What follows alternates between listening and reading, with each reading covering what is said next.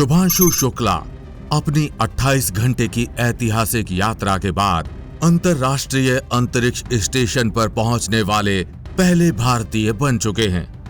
अंतर्राष्ट्रीय अंतरिक्ष स्टेशन में पहुंचने का उनका वीडियो भी सामने आ चुका है, लेकिन सवाल ये है कि अंतर्राष्ट्रीय अंतरिक्ष स्टेशन तक पहुंचाने के लिए उन्होंने जिस फाल्कन 9 रॉकेट का इस्तेमाल किया था, उस रॉकेट के टुकड़ों का क्या हुआ, वो अलग होने के बाद कहां-कहां जाकर गिरे।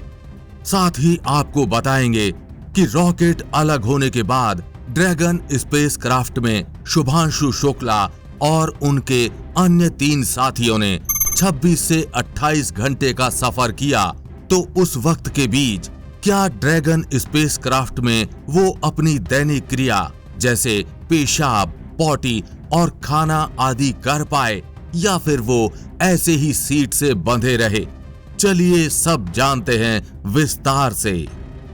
जैसा कि हमने आपको पिछली वीडियो में बताया था, शुभांशु शुक्ला को जिस रॉकेट के माध्यम से अंतरिक्ष में भेजा गया था, उसको फाल्कन 9 कहते हैं।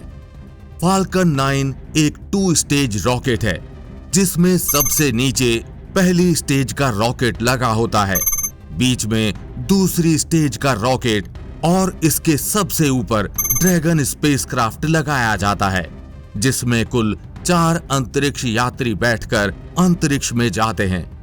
पहली स्टेज का रॉकेट यान को लगभग 70 किलोमीटर ऊपर तक ले जाते हैं और 2 मिनट 40 सेकंड के बाद पहला सेपरेशन होता है, जिसमें पहली स्टेज का रॉकेट अलग हो जाता है।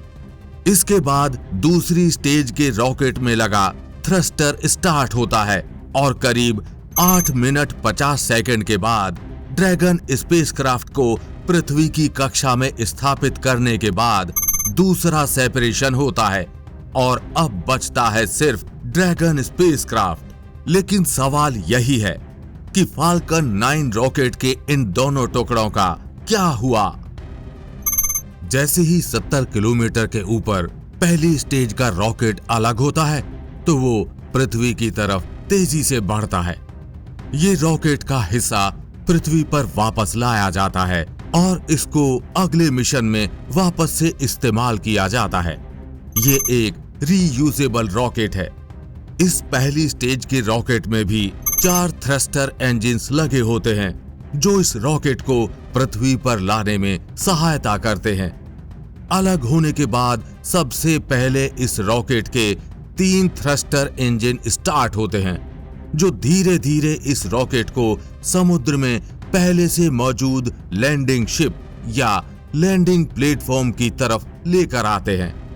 जैसे ही ये रॉकेट पृथ्वी के करीब आता है, ये 3 थ्रस्टर इंजन बंद होने के बाद बाकी बचा हुआ एक थ्रस्टर इंजन स्टार्ट होता है और साथ ही रॉकेट में लगे लैंडिंग लेग्स भी खुल जाते हैं, जिसके बाद धीरे धीरे ये रॉकेट समुद्र में मौजूद लैंडिंग प्लेटफॉर्म पर उतर जाता है।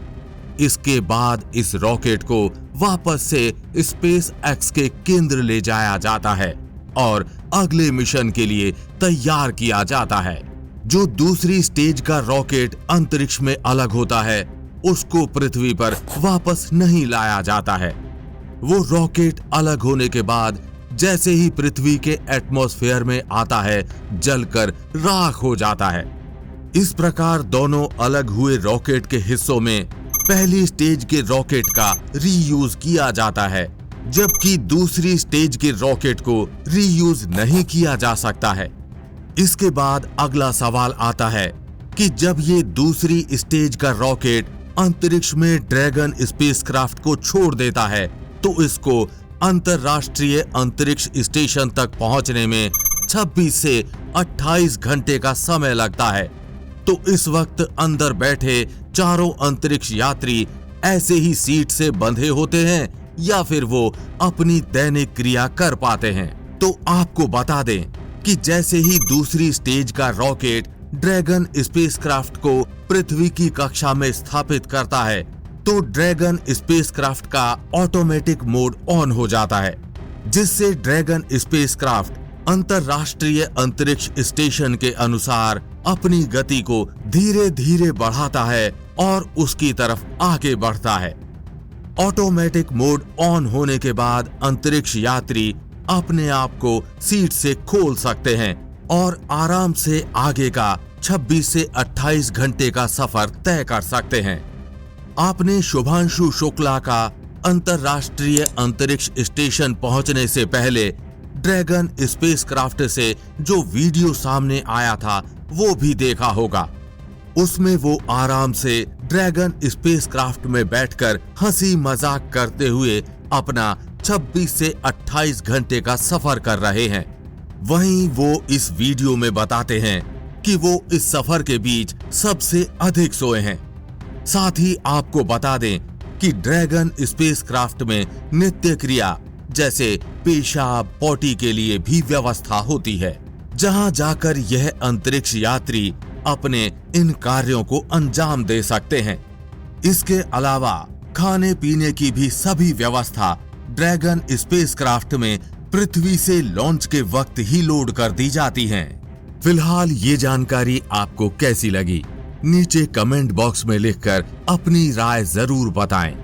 अगर आपको वीडियो पसंद आया हो तो वीडियो को लाइक और चैनल को सब्सक्राइब करना बिल्कुल ना भूलें।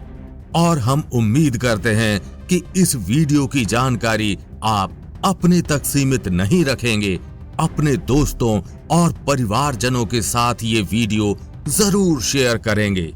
जल्द मिलेंगे ऐसी ही इंफॉर्मेटिव वीडियो के साथ। तब तक के लिए जय हिंद, जय भारत।